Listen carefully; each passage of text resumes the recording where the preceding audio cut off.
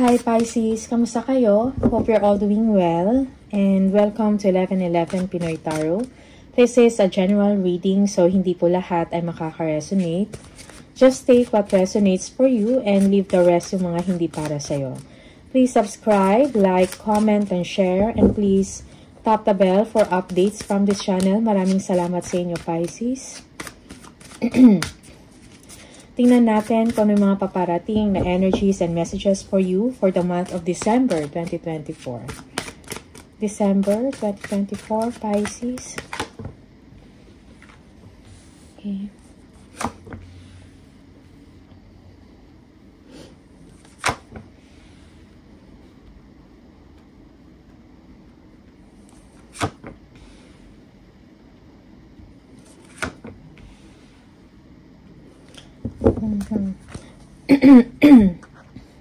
So Pisces, parang meron kayong iniisip, no? Like, bumapagabag sa isip ninyo or hindi panatag ang inyong loob sa isang sitwasyon. For some of you, this is about work, this is about partnership, no? Or maybe you are waiting on something or you are anticipating something, okay?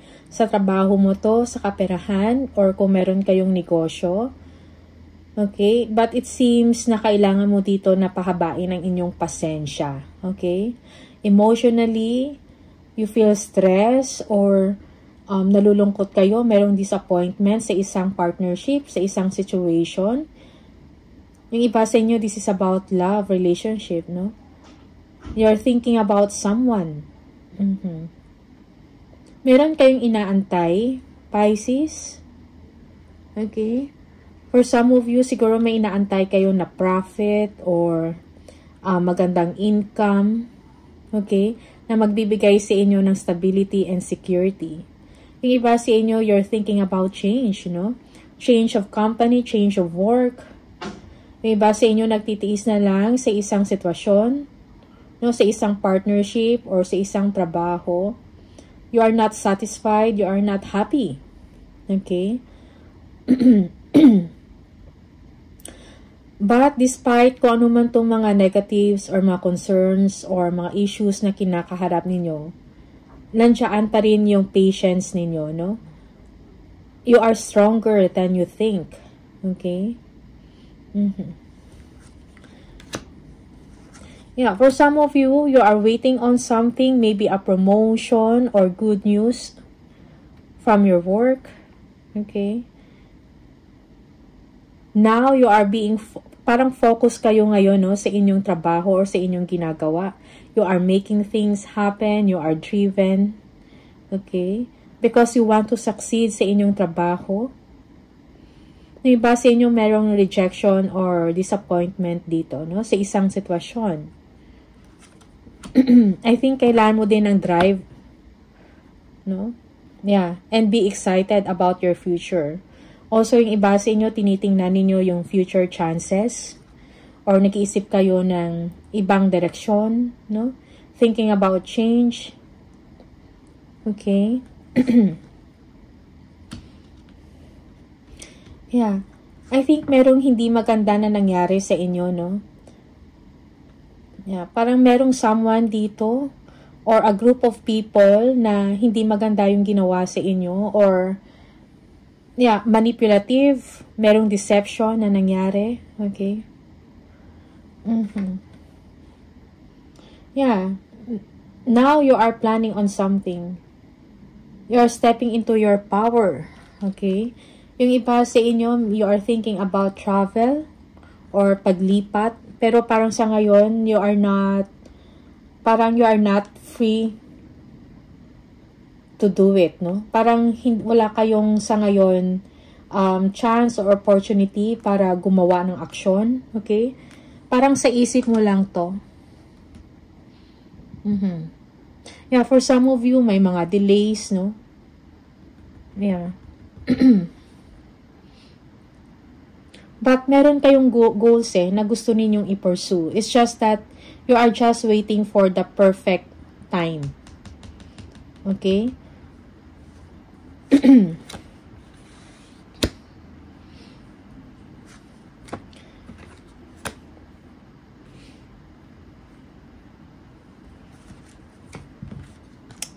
Okay.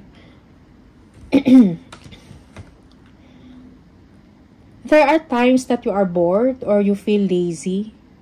Parang merong someone dito, a mature one, na may gusto sa'yo. Okay? Like, parang gusto ka i-pursue. But you are not that interested or merong discontentment sa part mo. Okay? But when it comes sa trabaho, you are doing well. Kung meron kayong mga creative venture, mga projects, magaling ka sa inyong trabaho or sa inyong ginagawa. People are celebrating you. But may mga tao din talaga na parang hindi ka nagugustuhan or merong mga inggit. But there is someone here na a King of Cups, maybe a water sign, a boss, no? Or a father figure. Or maybe this is a husband, no? A male figure, a father figure, okay? Parang nagbibigay sa inyo ng, parang naiintindihan kayo, no? Siguro hindi man siya ganun ka-expressive or vocal kung anong napapansin niya sa inyo. Pero mahal ka ng tao na to. He cares for you, okay? Maybe ini-invite ka niya lumabas, no? Na maging okay yung sitwasyon, but you are not interested, you are not moving, you are bored, you feel lazy, okay? I think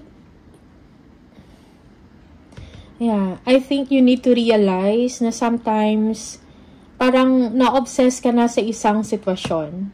Because here, parang you want change, no?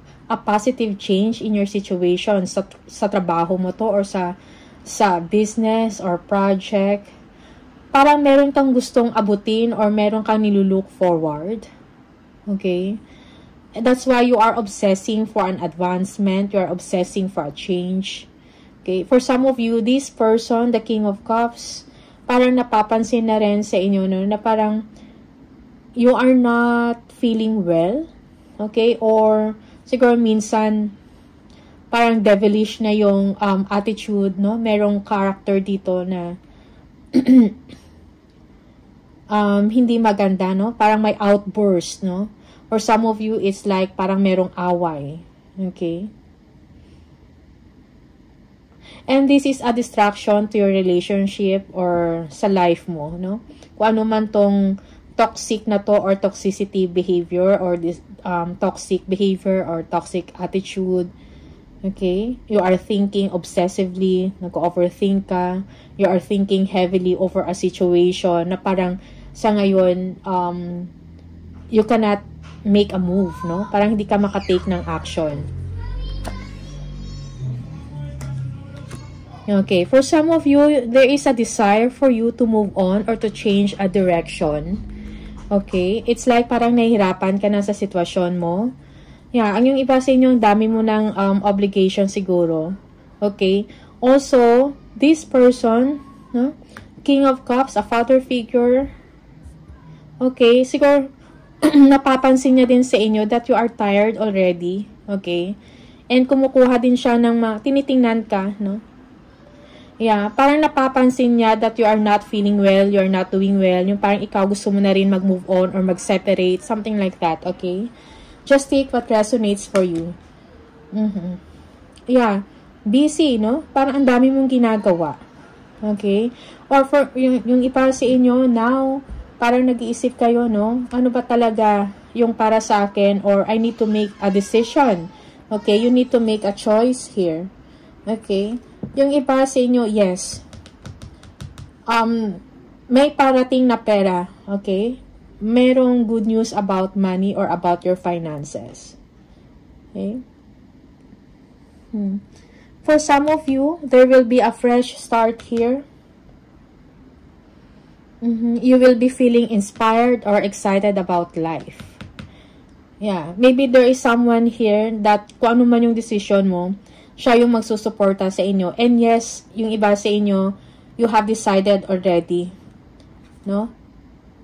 You have decided already to choose another path. Okay? And start anew.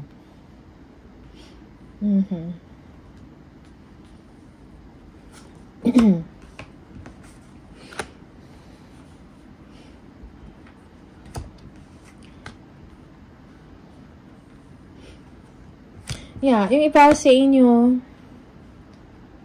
you are detached, no, sa trabaho, or gusto mo nang umalis sa isang sitwasyon na parang feeling mo you are not supported. Okay? There is someone here that is feeling left out in the cold, feeling alone. Okay? Or feeling parang injured, or parang pagod na, or parang bugbog na sa trabaho, something like that. Okay? But there is someone here na tutulong sa inyo. Merong someone also dito na when it comes to money, merong magpo-provide. Okay? Financially, you will be okay. Okay? I think, kailangan lang siguro din dito ng change of mindset sa part nyo, Pisces. Okay? Merong deception at play here.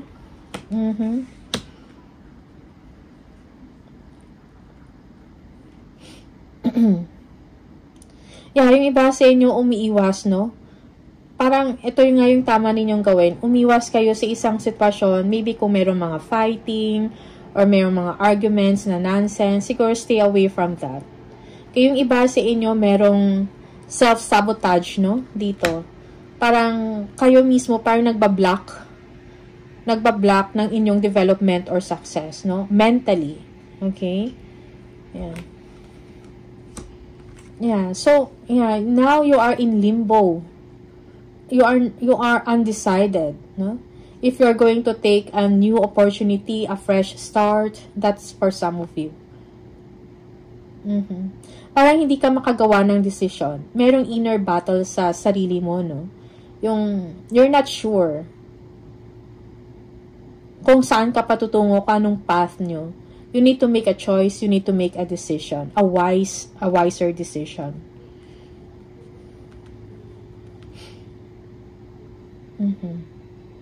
Yeah, for some of you, you're thinking about not running away. Okay? Basta parang umiiwas kayo sa isang sitwasyon na alam nyo magulo.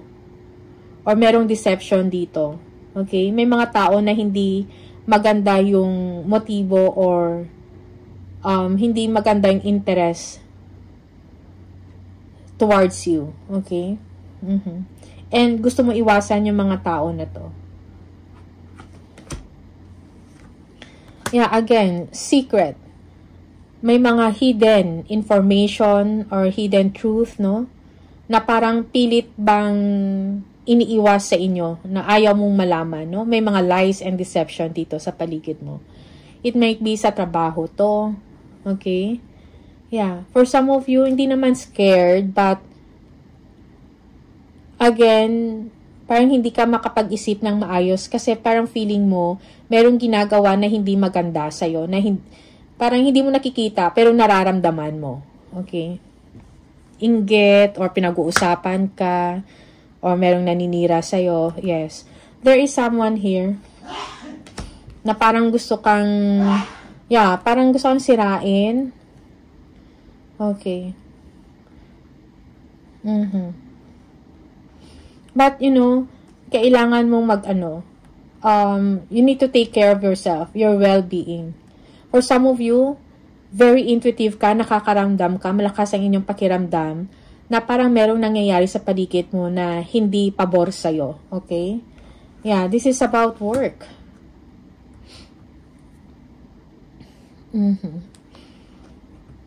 So, I think, kailangan mo lang din siguro be reminded kung ano yung goal mo, kung ano yung purpose mo. Okay? Focus ka sa trabaho mo. Okay? I-master mo ang iyong skills, no? Because you are rewarded because of your hard work, dahil sa sipag mo, okay? Or sa galing mo sa ginagawa. Okay? Yeah. For some of you, siguro kailangan mo ng healing and forgiveness, no? Kung hindi at least sa sarili mo, no? Kailangan mo i-free yung sarili mo, lalo na kung merong mga naninira sa inyo. I think you need to move forward. Okay? Or stay away from them. Yeah, for some of you, kailangan mo balansehin ang iyong emosyon. parang minsan sa part na to, parang you have no choice but to work with these people. Okay? Yeah. Four of Pentacles. King of Swords. Yes, kailangan mo balansehin ang iyong isip at ang iyong pakiramdam. No? Be logical and be communicative also. If there is something na parang gusto mong sabihin, speak it up. Okay? Yeah. So now you are gaining strength, no?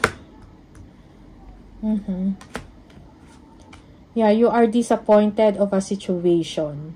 I think you need to let go. Kung ano man tong disappointment mo or heartaches or yeah, I think kailangan mo mag-heal. Kailangan mo mag-move on, no? Yeah. Okay? So be proud of yourself, no? When it comes sa work, you are doing well. Nare-recognize yung galing mo, yung sipag mo sa trabaho. You will be you will be rewarded, no? Most especially financially, no? When it comes sa money, you are doing well. Okay? Meron ding someone na nagsusupport sa'yo when it comes to that. If you feel na parang nahirapan ka, merong someone, no, older than you na tutulong sa inyo. Okay? There is success, no? Project mo man to, business or trabaho mo, merong accomplishment dito. Okay?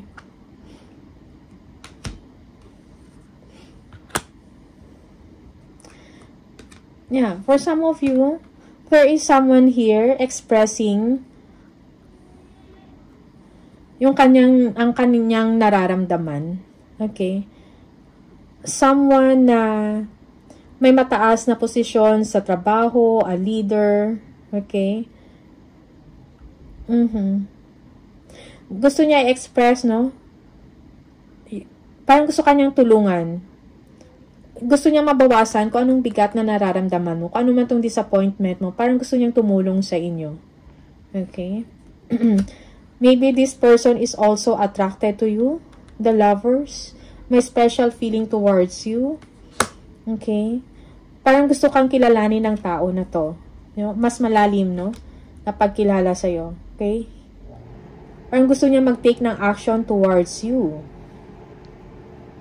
Yeah, very attracted sa'yo ang tao na to. Okay?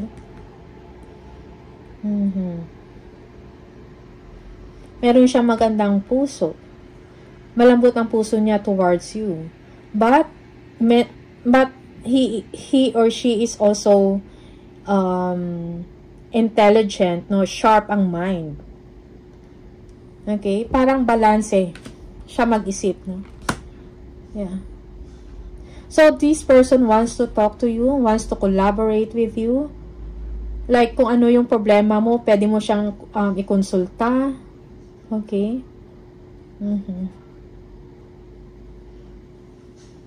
Collaboration. Work. Merong discussion and planning dito. Okay? Yeah, the Wheel of Fortune. No? So, merong magandang pagbabago na mangyayari.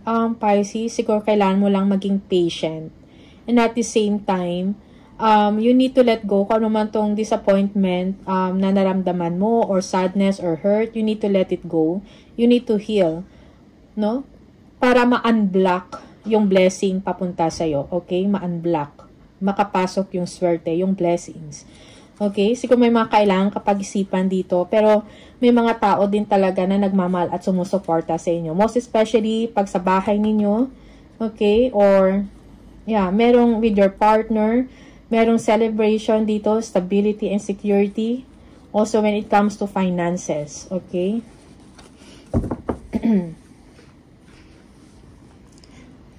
Additional message for Pisces.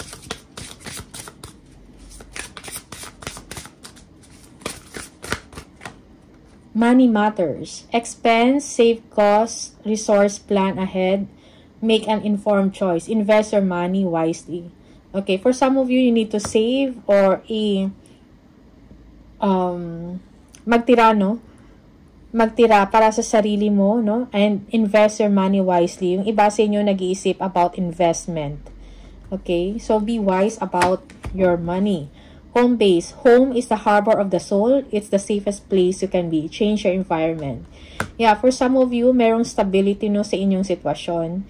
Merong support, no, at blessings, no, sa inyong pamamahay. Okay? Yeah, for some of you, you need to declutter.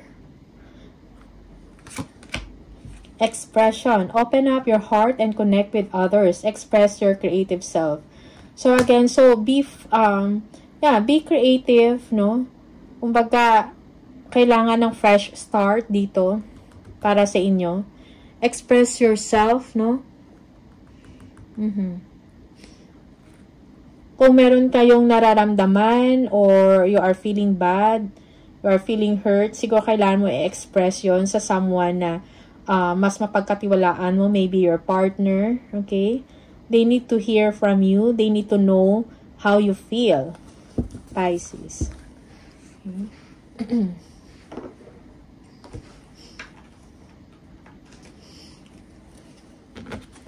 One more for Pisces.